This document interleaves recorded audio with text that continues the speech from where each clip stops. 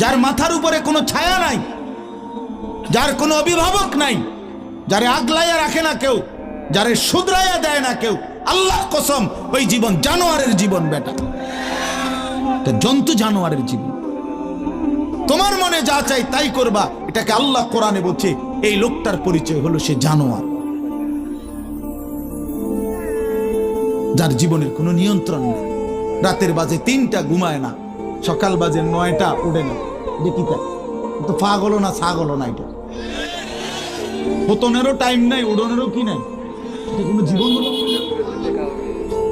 এটা জানোয়ারের জীবন না? সারা রাত, রাতের 3টা বাজে মোবাইলে উলঙ্গ ছবি দেখতেছে।